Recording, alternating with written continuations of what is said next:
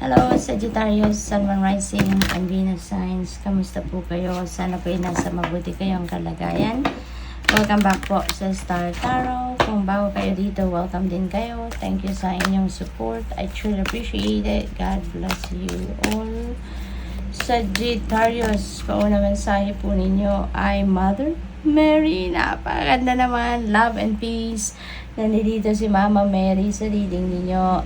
Sagittarius nagpaparamdam, no? Nagpaparamdam ito na nandiyan siya. She has that unconditional love for you. Kaya wag kayong mag-worry. Wala kayong dapat na ipag-alala, no? Embrace peace, no? Embrace peace sa dibdib ninyo, sa sarili ninyo. Let go of the need to be right, no? Instead, choose peace, alright? At mother healing is also possible at this time. Pinapadalhan din kayo ng kanyang healing energy sa ngayon, Sagittarius. Ano man ang inyong pinagdadaan ng sitwasyon, that will be healed.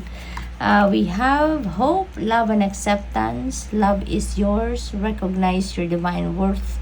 Choose loving thoughts. Okay? Huwag nang bigyan ng panahon, attention, space sa sarili ninyo yung negativity, yung negative thoughts. Okay? Tanggalin mo na yan. At isipin nyo na lang kung ano yung isipin nyo na lang kung ano yung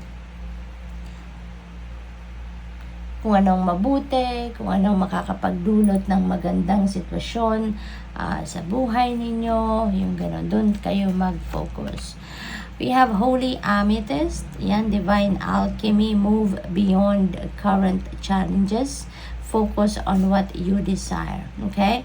So, focus kayo sa kung ano man yung gusto ninyo mangyari sa buhay ninyo, focus kayo sa kung ano man yung mga gusto ninyo na mga kaganapan, no, sa buhay ninyo. Doon na lang kayo doon ninyo ilalagay yung oras, panahon, attention, okay? At doon kayo mag-focus para nang sa gayon mabigyan ninyo ito ng kumbaga, ng justice, 'di ba? At kung yan din naman talaga ay para sa iyo, God will also help you, 'di ba? Na yan ay ma-carry out ninyo. But you also have to take action talaga. So you need to focus on whatever it is that you desire para madala ninyo ito sa 3D reality.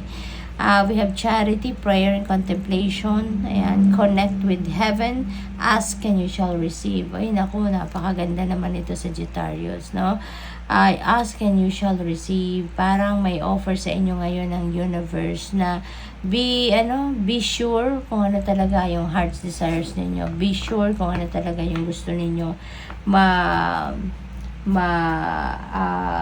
ma-realize, no, sa buhay ninyo, ano yung gusto ninyong makita sa inyong 3D reality, at saka ipagdasal ninyo yan, ihingin ninyo yan ng tulong sa universe, and rest assured that you shall receive kung ano man ang inyong hinihingi, no? So, connect with heaven. Maaring ang iba sa inyo dito sa Sagittarius nakukulangan na ng oras sa pagdadasal, nakukulangan ng oras, no, sa pag-connect, no, sa heaven. Kaya yan din ang invitation sa inyo sa ngayon. Magdasal kayo, hingiin nyo na kung ano talaga yung gusto ninyong ma-realize sa buhay ninyo. Maaari din, na talagang, kasi may prayer and contemplation dito. So, most likely, ito yung kailangan ninyong gawin sa ngayon. Mag-contemplate kayo so that you'd be able to figure out ano nga ba yung mga heart's desires ninyo. Ano nga ba ang dapat ninyong hingiin, diba, from the universe. What else? We have Gaia, Earth connection, be mindful of the planet, come back to Earth, stay grounded, and Sag. Sa pag-contemplate, that is one way also, that is one way of grounding yourself. Pag-prayer mode, mag-meditate din kayo, relax, no? Mag-relax kayo, pagpahinga ninyo ang inyong katawan, so that pati yung inyong isipan makapagpahinga din, okay? What else? We have Joan of Arc, voice of truth, and stand strong, focus on your purpose, release the fear of persecution, and speak your truth, okay, Sag? So, stand strong. Focus lang kayo sa kung ano ang purpose ninyo sa buhay. Focus kayo sa kung ano ang meron, no? Kung ano ang meron sa buhay ninyo sa ngayon.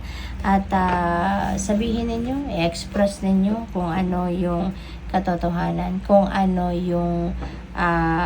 ang iyong totoong saloobin, kung ano yung totoong laman ng inyong isipan. Okay, Sag? What else? We have Diana, focused intention. Think about what you desire. Set your sights high. Expect the best possible outcome. Okay, Sag? Lagi lang kayong nasa positibo. Lagi lang tayong dapat nasa positive mindset, positive attitude. Yun lang dapat ang pag-focus natin para nang sa gayon, yung maa-attract nating vibe, yung maa-attract nating energy is also the same, 'di ba? At wag tayong panghinaan ng loob. Dapat kahit merong mga may mga challenges, may mga nararanasan tayo mga obstacles, wag tayong mawala ng pag-asa. Wag nating hayaan na malunod tayo doon sa mga obstacles na 'yon, kasi normal naman sa buhay, 'di ba? Ang mayroong mga obstacles, may mga problema na nararanasan, because there's no perfect journey sa buhay. Kasi parte 'yun yung failures na 'yan, yung obstacles, problema, parte 'yan ng buhay natin. At some point in our lives, talagang mangyayari at mangyayari yan. Magkakaroon tayo ng ganyan sa journey natin. Kaya, let's focus on our intentions, no? And yun na lang ang yun na lang ang pag-focus natin, bigyan natin ng oras, panahon, atensyon, keep positive mindset, mag-effort tayo, let's work on kung ano man yung mga heart's desires natin, and expect the best possible outcome. What else? We have Master Buddha, increased awareness, and deep connection, and trust your inner voice.